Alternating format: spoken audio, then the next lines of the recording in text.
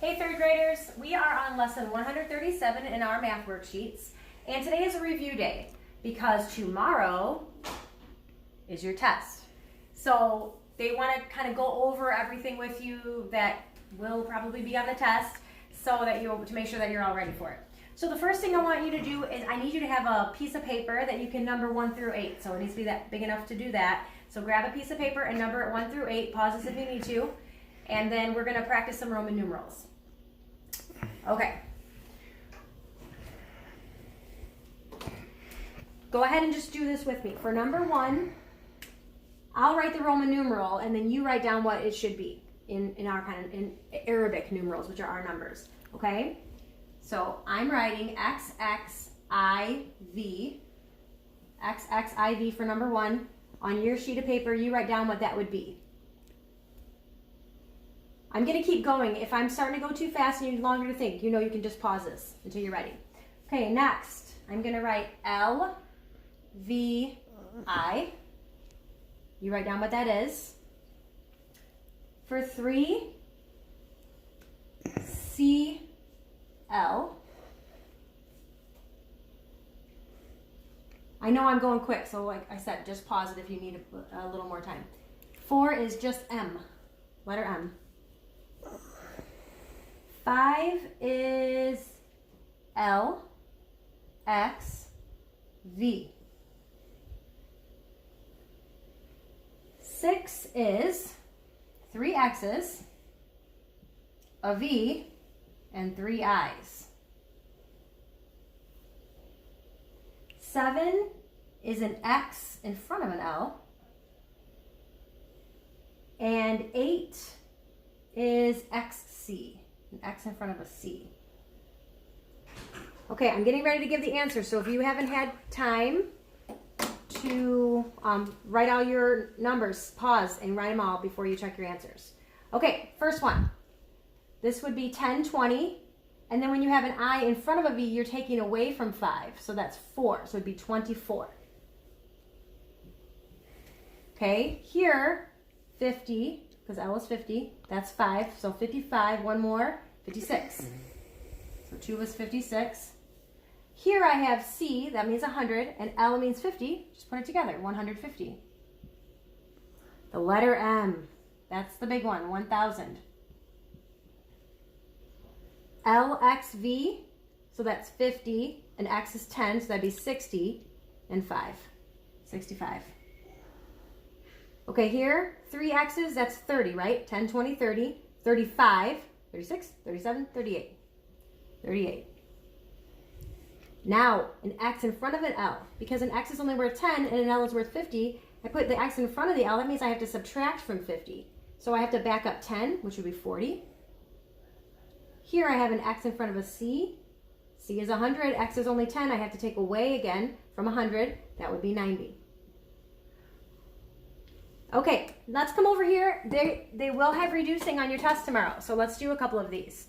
If I have 16/20ths and the directions say to reduce, I have to think of a number that can be divided into 16 and into 20 to give me a new fraction.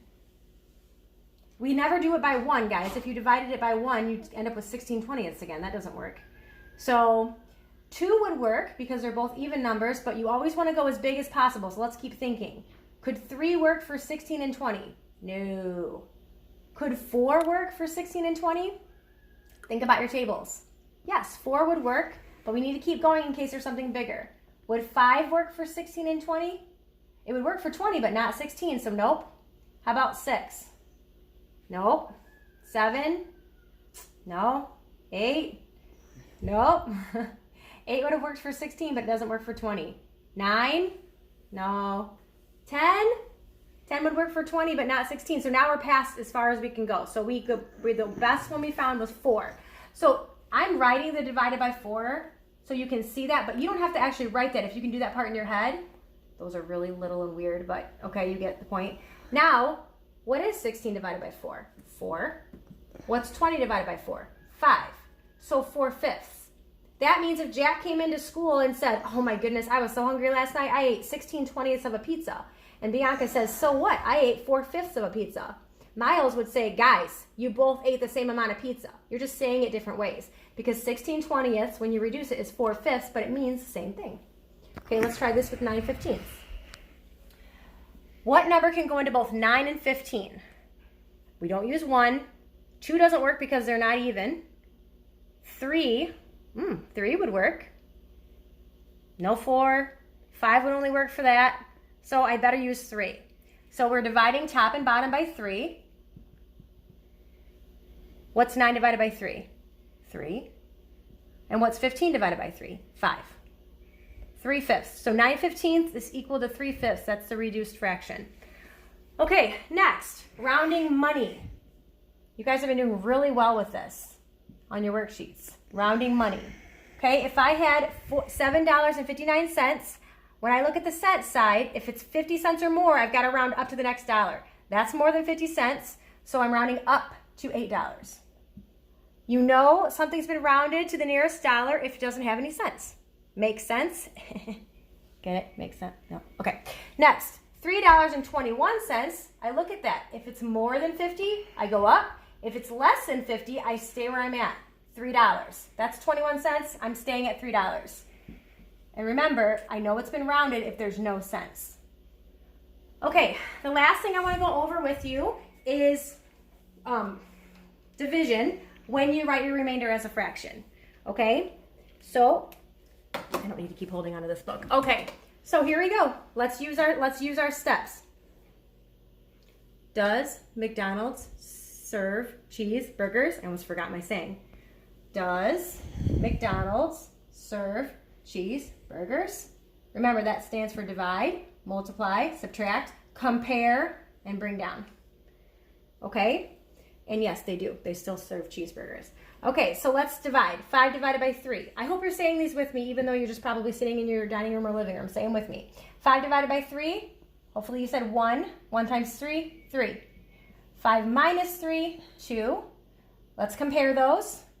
2 is smaller. Bring down. Now I have new number, 24. If you know your 3 table, you should know that 24 divided by 3 is exactly 8. 8 times 3 is 24. When I subtract, I get nothing. Okay, I'm really glad we have this for an example because there's a little thing I want to make sure you know how to do. That's compare. Now watch this, guys. I compared. I'm bringing down. I'm on the last step of this, and I have a number that's too small. Look at 2 divided by 3. If that ever happens, you automatically put a 0 there because it didn't work, and you need another number. Okay? Now I have 22. Now I can start with my steps again. Divide. 22 divided by 3, 7. 3 times 7 is 21. Subtract, we have 1 left. And we're writing a remainder as a fraction. So the 1 becomes my numerator. And where do I get my denominator? I use this outside number. So, and then I come through and put my comma. 1,807 and 1/3 is my answer. Watch this again if you didn't get what I was saying about the 0 thing. Okay? All right, let's come over here and try it one more. Okay, here we go with our steps. Divide. 2 divided by 5. Hopefully all of you are saying, Mrs. Nelson, you can't do that. It's too small. You're right. I have to go into 21 because 2 is too small. So what's 21 divided by 5? 4. And I'm putting it over here on top of the 1 of the 21 because I went all the way into 21. 5 times 4, 20. Now I'm ready to subtract. 1. Compare it. Good. Bring down. 14. Now I have 14 divided by 5. Twice. 5 times 2 is 10. Subtract. I have 4 left. 4 is smaller than 5. That's my compare. Now divide. 48 divided by 5. How well do you know your 5 table? Hopefully you're saying 9 because 9 times 5 is 45. Now when I subtract here, 8 minus 5 is 3. I have nothing left to bring down, so I'm ready for my remainder. I'm writing it as a fraction, so 3 is my numerator, and my outside number, 5, is my denominator. So, like I said, this is a review for your test. So watch this again, do some of these problems on paper, slowly if you need to, and do the worksheet lesson 137, and then the next day that you're working lesson 138, that'll be your test that you got in your May packet. And I think you guys are pretty much ready. Call me if you have any questions.